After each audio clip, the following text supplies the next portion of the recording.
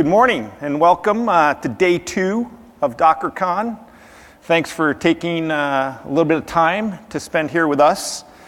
My name is Rob Leach, an executive at Avanade, and look after our cloud transformation practice. And I'm here with Oscar Renalius, who leads our global container practice across all of Accenture. For those that don't know Avanade, we're more than 30,000 technical professionals operating in over 27 countries. Since Avanade was formed in 2000, we have been providing digital innovation that has been delivering results for our clients. And if we look at it a little bit more practically, we have been Accenture's secret weapon when it comes to delivering solutions through the use of Microsoft technologies and platforms. Which means that not just between Oscar and I, but between Avanade and Accenture, we have the breadth and depth of experience across every industry that there is in the market. So in the next 40 minutes, Oscar and I want to share some of the insights and findings that we have had specifically around using Docker and container technologies to deliver those results to our clients. And specifically, how those results are tied to business value and impact. So before we get started, let's imagine, as crazy as that sounds, let's just stop for a second and imagine. Imagine a world where you can get things done in a fraction of the time that it normally takes you to do work. Imagine being able to evolve and adjust to incoming requests and demands and new obstacles, and to deliver on new opportunities. And imagine being able to seamlessly and quickly adapt to all those growing demands that are constantly changing in this ever-evolving, complex world. Life would be pretty sweet. It would be like you'd had an extra 5 or 10 hours in your day, and the stress would simply, I think, roll off our backs. So, does anybody have that magic pill? And if you did, would you be willing to share it? Probably not, right? And if you do have the magic pill, let me know, because I'll probably pay you some really good money for it later. But when we think of improving in the business world, we often look to measuring those improvements from a financial standpoint, because cost savings is typically one of the key metrics that we need to drive decisions within our organizations. But in this really fast-paced world, time and speed are also very critical, because you can't afford to be left behind. And as the saying goes, time is money. But what if we could do both? What if we could move at a much faster pace and do so in a way that was more cost effective? What if we could take those savings and plow it back into our systems, into our applications, to drive more innovation, to create new services, to improve our business and make life and our world much better still? So picture that for a minute. Today, we're going to talk to you about how we've made that possible. And specifically, through the use of Docker containers, how we've been able to help companies deploy in minutes rather than days or even hours. How we've been able to help clients save money with each application that's running on every server or within a virtual machine with every new release. Because we need to help businesses change, and you individually need to continually improve. But let's step back for a minute. We're all challenged to improve and be better than we were yesterday. I think that's true both in our personal lives and in our professional lives. The internal drive to compete and improve is wired into our DNA. We want to do better. We want to work smarter. We need to be more productive. And we want to achieve more. So let me ask, who here wears a Fitbit like this or some device like that? I know Brian does it, and it's connected to his Microsoft phone, but that's an isolation case of one. So a couple people. So why do you wear that? I know why I do. It's because I can compete with myself. So maybe one question is, has anybody already achieved their 10,000 steps for the day? Not you, Brian? Not yet? Okay. Yeah, we want to use the data in the historical information and the reporting, right, to live a healthier life, to be a little bit better than we were yesterday. And if we take that technology and drive it in a little bit deeper, we see constant improvements in continual evolution. Just yesterday, right, on the keynote stage where Scott Johnston and Steve Singh talked about the new improvements with the management capabilities and platforms within Docker Enterprise Edition, right? And the Docker desktop, in making things easier and better. There's lots of improvements, whether it comes to cloud computing, virtualization, mobile devices, driverless cars, and probably one of my favorites, connected cows. Yes, cows, those that give us dairy and the milk and things. So if you don't believe me on that one, go look up on YouTube Joseph Sorosh from Microsoft, who talks about connected cows. And all the data and the analytics that get tied back to driving machine learning and improvements to make things a little bit better, to operate a little bit more efficiently, to move a little bit faster. So back in 1998, I was a newly minted MBA student, ready to take on the world. And I had my first role at a company called Intel, right? Big technology company. And my mission job was to lead the Merced product. It was codenamed Merced. It later came to market as Itanium. And for those that may not have been in the technology field back then, it was Intel's first 64-bit processor. And I see some heads nodding. So my job was literally to figure out how to make value out of the extra 32 bits. Right? I was literally down at the bits and bytes level. So why do we have extra 32 bits? And I think about that as I look at whether it's this container technology, the cloud itself, and how we always need to tie those values and features back to the business outcomes, the results that we're trying to achieve. Because technology alone is great, but it doesn't really do a whole lot if we can't tie it to these business outcomes. And so how do we drive that to some bottom line results? And that's what we've been doing really for the last year and a half through a program that we launched at the first DockerCon I went to back in Austin, Texas last year. And was with Docker and Microsoft, as well as Accenture and Avanade, to put in place something called the Modernizing Traditional Applications Program, or MTA. You probably heard maybe that referenced a few times over the last day or two. The MTA program was exactly the same type of rhythm and cadence that we see in our fields every single day. How do we take this new technology, this new capability, and bring it into enterprises, into clients, into customers to produce business results and value? Right? So this session is about all the learnings that we've had. We've worked with over 60 companies around the world, and we've seen lots of different challenges, lots of different obstacles, and we're going to get into some of the findings. But if nothing else, the thing that we've been able to really understand is that the value of the technology always needs to be tied back to the business case.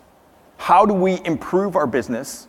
How do we help ourselves do things a little bit better, a little bit more efficiently?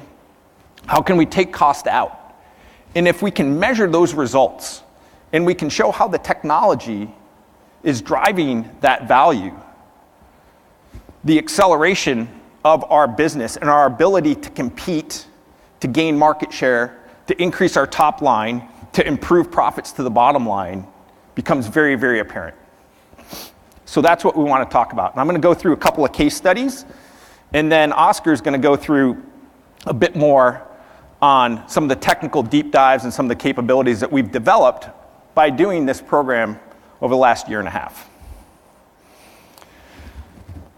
So one of the things that we found, and this is a pretty common situation, is that 80% of an IT budget is spent on legacy applications, keeping the lights on, running and maintaining existing systems. And if you're spending all that time and money just to keep things moving and delivering the services and the applications, how are we ever going to innovate? How are we going to get better? How are we going to improve? We need to break that cycle. We need to eliminate all the technical debt that was created over the last 5, 10, 15, 20 years, maybe back 30 plus years.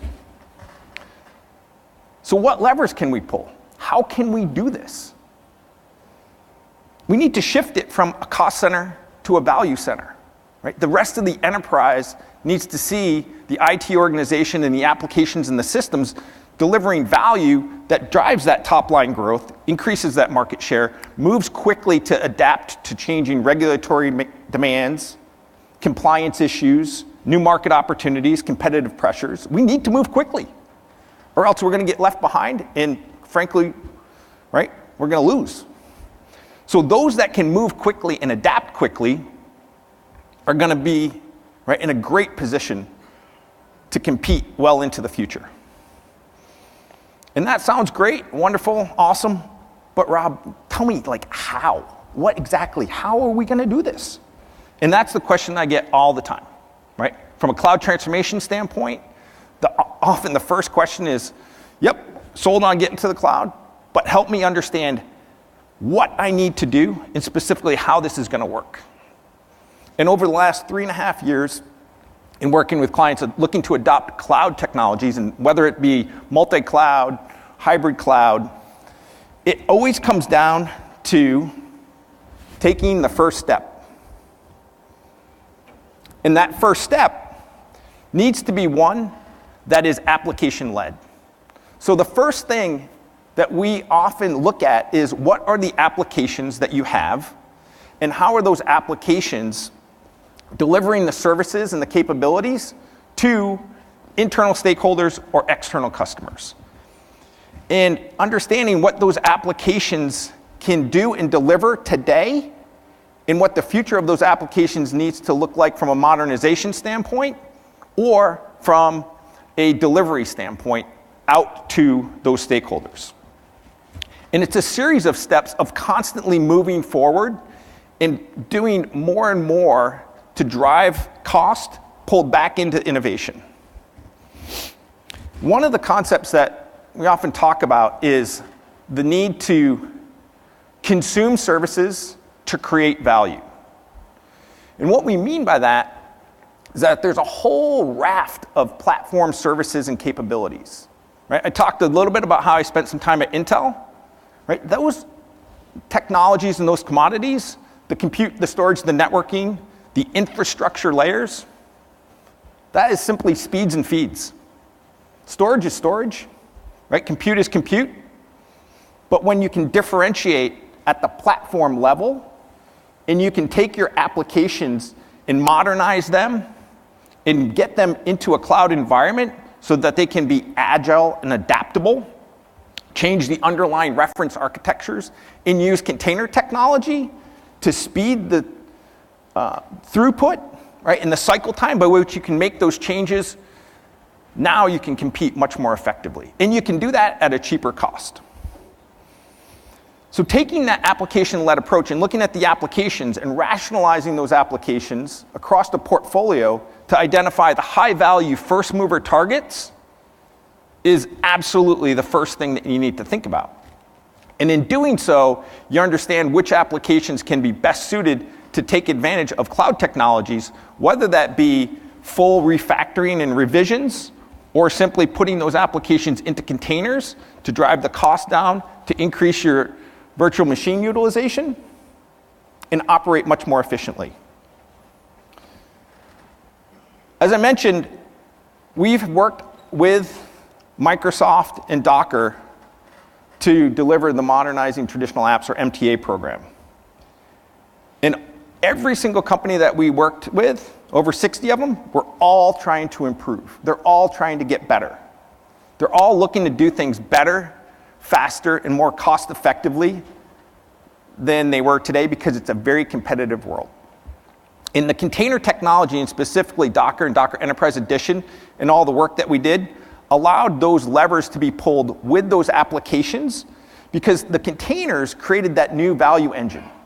A lot of companies were trying to do much more of that modernization approach that simply took too long and cost too much money, but they may wanted to get there eventually. So containers, and specifically Docker and Docker Enterprise Edition, allowed us an absolute clear catalyst to take that first step, to realize value, cost savings that could then get plowed back into delivering that future modernization, delivering that new innovation, delivering those new applications that provided the services that allowed companies to truly differentiate themselves in the marketplace.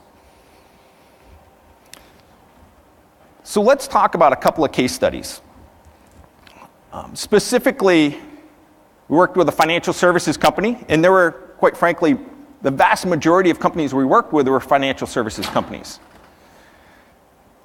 Their particular goal and business outcome was to increase throughput and cycle time of their software releases. In the financial services space, like many industries, there was a lot of regulatory pressure, compliance demands, competitive pressure, and fight for market share.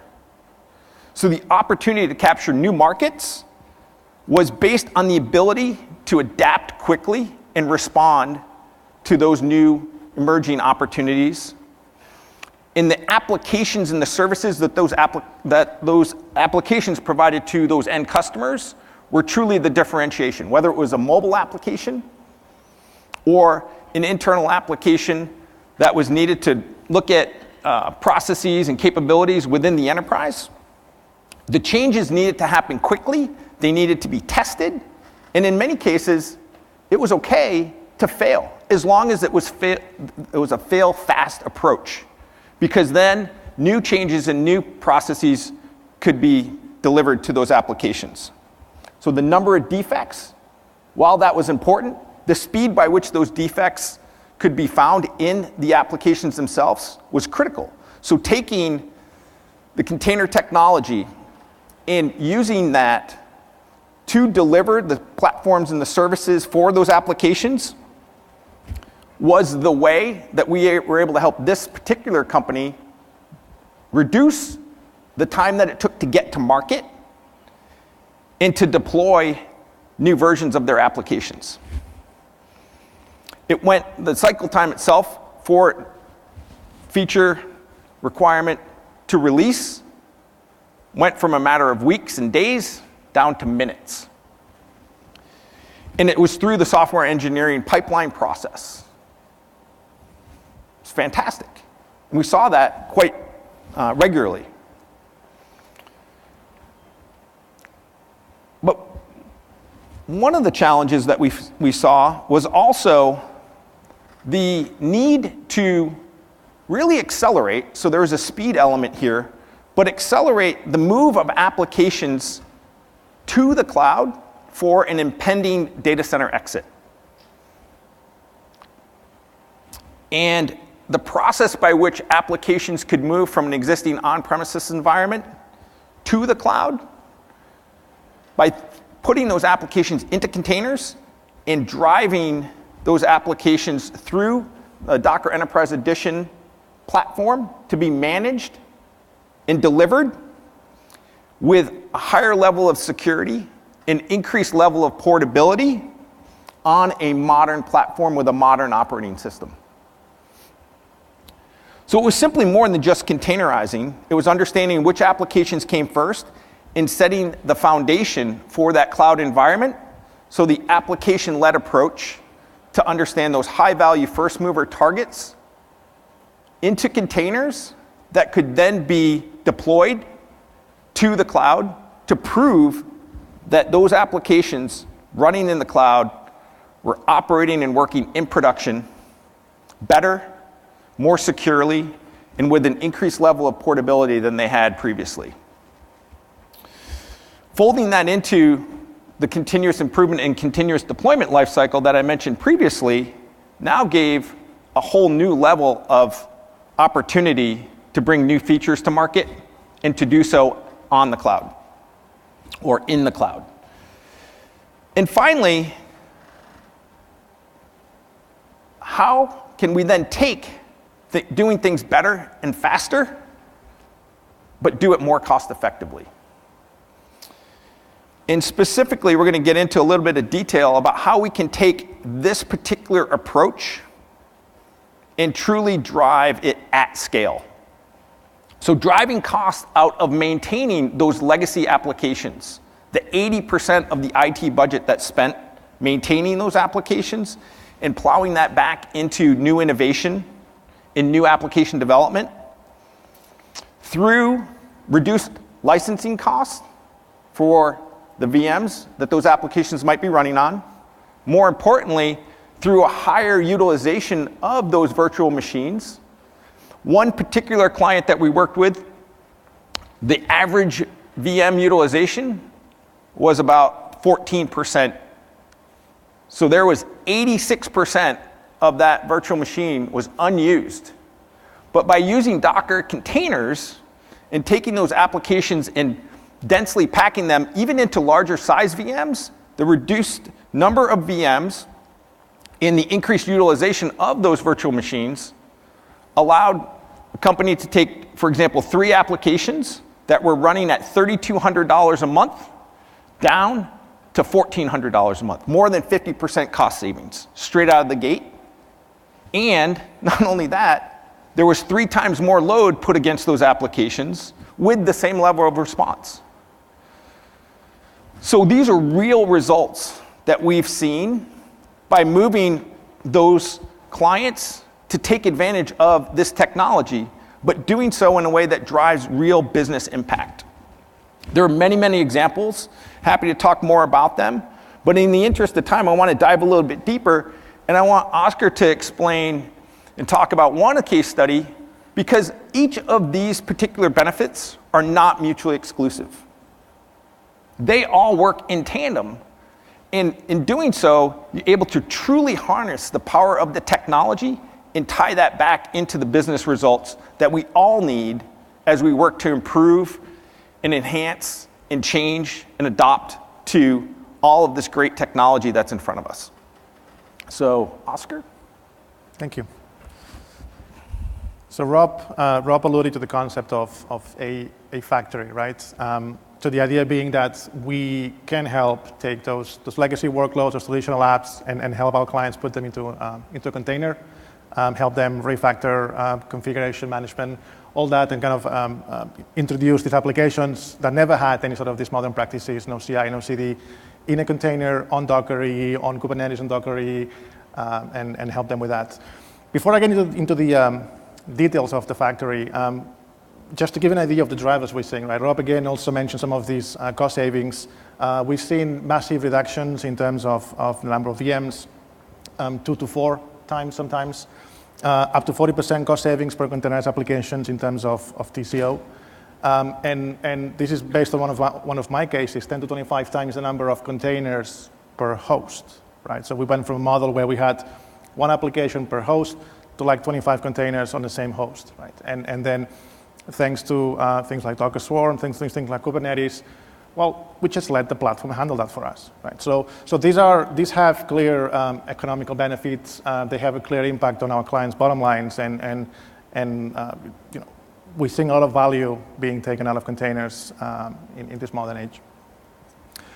So I mentioned the factory. This is where it gets a bit salesy, but just to give you an idea of what we're doing, we have a factory, right? The idea is that we have the scale, right? Whether you want to migrate 600 apps on across 3 months or 100 apps across 2 years, we can help with that. We have the teams across the world. We're on our way to over 1,000 certified Docker individuals.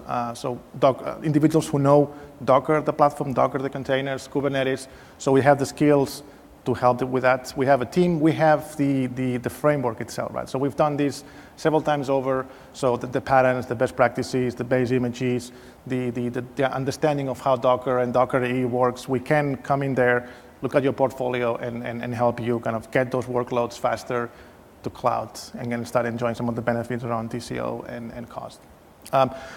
This works across any sort of application. It works across any, or pretty much any application. This works across any operating system. We've done for a variety of technologies, both proprietary as well as open source. So there's really no limitations with regards to what we can have containerized through the factory, right? There's a process behind the factory. So ideally, we look at typically large application portfolios. As I said before, pretty much any technology can be put in a container quite easily. However, some technologies are more suitable than others, right? Specifically, things like open source, modern stacks, they fit very well and very nicely to containers. Some of the proprietary stuff, commercial off-the-shelf software, sometimes needs a bit more work. So we typically, when we qualify, look at the applications, qualify and prioritize, we start, kind of what makes the most sense in terms of effort and in terms of benefits, and help you understand where we could start and how we could do the migration. Then we estimate the work, right? Some applications are easier to containerize than others, especially when it comes to legacy apps, right? Lack of tests, lack of documentation, lack of a lot of things. It makes things harder, but we can help understand, how much does this actually take? Is it going to take me a month? Is it going to take me 6 months? Right? And ultimately, we containerize. So we take the application, we do what we need to do, whether it's incorporating the container build process into the CI pipeline or build the same pipeline from scratch, adapt, build scripts, whatever needs to happen to get that application containerized. Sometimes we have to change a bit of the architecture, especially when we're dealing with things like persistence, load balancing, shared folders. We try and do the bare minimum necessary to get the application containerized. We do not attempt to re-architect. That would be kind of defeating the point of the container factory and doing things fast, right? But we have, again, our techniques, our best practices, our patterns to take an application and then put it in a container. So this is one of, I think it's a very good use case, a very good case study. We had the Finnish Rail speaking at DockerCon 17 in Copenhagen a few months ago. They were on stage quoting 60% TCO reduction. This was a combination of primarily 3 things. One of them was Docker. Obviously, they used Docker to get their applications to cloud. They decided to make a move to Amazon, and Docker Enterprise Edition in this case was their strategic choice to support that move to cloud. Right? At the same time, the client was running on a proprietary infrastructure. They had the dynamic duo of IBM hardware and Oracle software. Good stuff. We helped them move out of that proprietary infrastructure and proprietary software onto open source, JBoss, Spring Boot, Postgres, onto Amazon. And altogether as a combination, we were able to achieve pretty significant cost savings. Right? At the same time, we helped them. So these were legacy applications for which deployment was a painfully manual step. There was no kind of any sort of integration with any DevOps practices. It was all very, very manual, building in someone's workstation if you were lucky. And of course, it was all very expensive, right? It was prohibitively expensive for the client to keep running these applications on the legacy infrastructure. So Docker really was a key component of that journey to cloud strategy for our client. So what are some of the things we've seen? I wanted to compile a few of our kind of findings and experiences. And obviously, when dealing with legacy and traditional apps, when we start, it's like, well, can I have the source code? And it's like, well, what source code? Okay, well, good start. documentation, what are your tests? And it's like, well, yeah, what are the tests? There's no test. So obviously, when dealing with the legacy apps, it's not always a rosy picture, but lack of documentation, lack of tests, hard-coded configuration. So we have tools to analyze through the source code. We will look through the source code, identify hard-coded paths, outdated dependencies, and so on. So we've done this before. We know what it actually means to look at a 10, 15-year-old legacy application and kind of do the necessary work to make it play better and nicely with containers. As I mentioned before, one of our it was a side benefit, but it was a very positive benefit for our client, the Finish Rail, was the whole CI and CD integration, the modern practices. So these were applications where deploying them was like someone builds a zip file, puts them in a shared folder alongside some instructions in a Word document, and then hopefully the operator will not make a mistake and they will deploy correctly. Well, it would never work. So thanks to containers, we were able to achieve, take these applications that never had any automation. We built CI and CD pipelines. We had automatic versioning through Docker. We had automatic deployments. We had rollbacks. We had automatic scaling.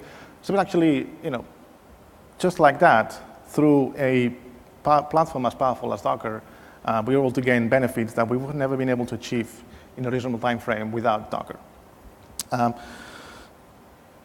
There's always hard stuff. I mean, let's be honest to ourselves. Legacy applications, they will have all sorts of stuff that no one remembers about it anymore. File shares, persistence, sticky sessions, networking, routing with funny RMI protocols. So these are things we have faced. These are things that we've solved. These are things that Docker and the existing technology capabilities within Docker EE will support applications, whether legacy or greenfield, in this case legacy. So we've gone through these things. We know what they are. We have solutions for most of them. And when we work with our clients, we accelerate the process by bringing in our learning experiences and our patterns, and so that we can do these things faster. It's not all about the technology. We've seen that Docker, being a developer technology, it's hard sometimes for ops and infrastructure organizations to adapt. It's like, what are these developers asking for? Why do they want Docker now? It's just some funny developer stuff. But it's important that organizations understand what containers are, what CAS means to them, right? And then find a place for that. Is it an infra construct? Is it an application? Is it an ops construct? It doesn't matter. But the idea is that we can also help, beyond just containerizing stuff, help organizations understand where containers fit, who's responsible for containers, what's the new division of responsibilities between app, ops, infra, and app when running containers, because the lines become a bit blurry when we run containers, right? It's kind of somewhere in between, right? And we've been helping organizations kind of deal with that and understand how to best leverage containers to run their applications. And finally, obviously, in terms of what happens with legacy apps when they're containerized, right? All the run books, all the start and stop scripts, all the troubleshooting, all the logs. What happens to that stuff, right? It's not magic. Typically, we will work with application teams. We will work with ops and infra teams to understand, where should these logs go? Do we have a log aggregation platform? Are you handling your container logs correctly? And make sure that once the application has been containerized, the operators and support teams of those applications still can operate and run and support those applications as best they can. Sometimes even better than they used to be able to do it. Some of the applications we containerize for, I call the Finish Rail, running across multiple servers, and then when you want to fetch some logs, you have to do SSH 5 times into 5 different servers and find the right log. We put them on Docker EE. We had a nice log aggregation platform, so it was easy for them to support the application because the logs were always there in a single place. We also had a common monitoring for applications on the platform. So whether it was greenfield or legacy, same monitoring for all, very nice, much better system. So from that perspective, the ops processes for containerized apps improved dramatically. It was easy for the ops teams to do their things, but obviously we had to work with them so that they understood, what this means, how does it work, how do I do my things. We work with them. We typically work with teams updating the run books, troubleshooting processes to understand and make sure that applications will continue to run, if not the same, even better than before. That's a bit about our experiences. Thank you. Great. And so, we started with a bit of imagination. And we've done these programs, we've partnered with clients, we've been able to really achieve value from the use of this technology. And we've also had, as Oscar said, right, some clear lessons learned. It's not always easy, but you have to take that first step. And you have to look to the community, right, that's here. And you got to look to folks that can go help you realize those results at a business level. And, I ask, right, how would this change your business? Clearly, it will change it for the better.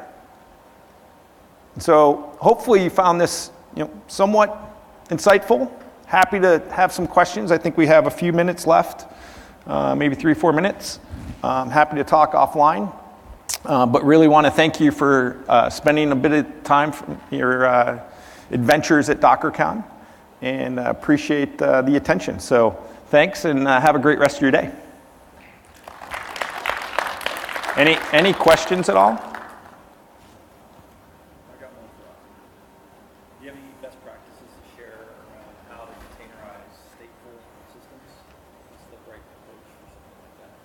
Yeah, so the question for those who didn't hear is whether we have any best practices for containerizing stateful applications. Short answer, yes, it's possible.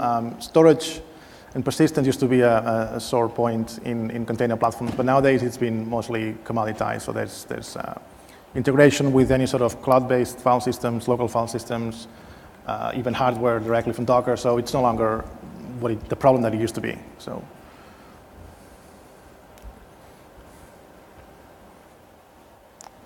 Question? No? Okay. Excellent. All right. Thank you, everybody.